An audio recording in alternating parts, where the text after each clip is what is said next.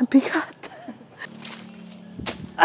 Mga kawain na namin, Charlene, Gumpalas Kona, nandito tayo sa Jimenez, Misamis Occidental at nandito tayo sa alley ng lansones. Mag-harvest tayo ng lansones. Men, mataas-taas to. Kaya ko ba to? Kulabang pa ako dito sa ilalim. Tatalon ulit tayo, guys. 1, ay! Ay! Lapit na. Ay! Ang tip ni Nana, para kapag di mo maabot yung mismong fruit, hawakan mo yung branch para hilain mo mas malapit sa'yo. 1, ay! Ang ganda ng tip ko. Naputol. Kakaya, sorry, laki Quezon City ako. First time ko mag-harvest ng lansones. Ito, mamaya malaglag sa puti. Aray ko. Puro black hands. Aray ko. Natakot na ako. Last na talo na. Pero paabot ang upuan dyan. Ay. Ay. Ay. So, ipipinyata na lang natin lansones. Ito kasi gusto ko, laki niya, oh. Aray ko. Pumasok na kahoy sa...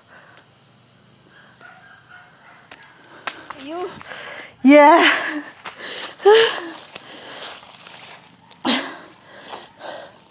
Ang laki ng lansones. Pagod na ako. So, yung... Wait lang, hinga muna tayo.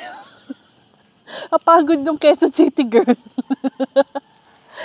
Napansin ko dito sa puno ng lansones, para siyang, alam mo yung grapes kapag inangat mo, kumpul-kumpul siya, para siyang ganun. Madali lang siya i-harvest kasi parang ikakat mo lang yung pinakatangkay niya, tapos mukha na siyang grapes pero kulay yellow. Sobrang laki rin ng puno ng lansones, pero hindi siya yung parang mangga na pag ganun. Alam mo yun?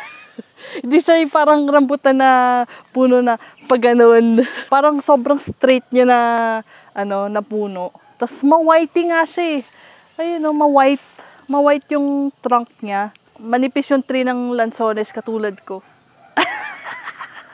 Eh, kasi puti niya yung yung trunk. Ganyan yung mga gusto kong shade sa mga interior ng bahay, ng wood.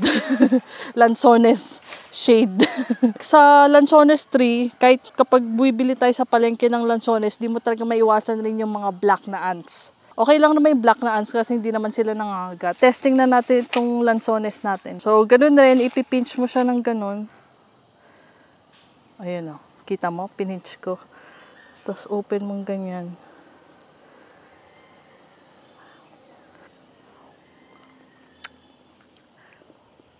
Bite mo. Bite ko, ko, ututo. Bite yun eh. Kala ko di mo Ayoko nito, kapag nung bata ako, kapag nakain ako yan, bad trip ako, sobrang pait. Tanggalin mo yung mga ganyan, yung puting part sa gitna. Ready na i-harvest yung mga lansones natin. Yung iba, sa pagka sobrang hinog niya, pwede ka na magpulot. Ayan, may mapupulot ka ng mga lansones.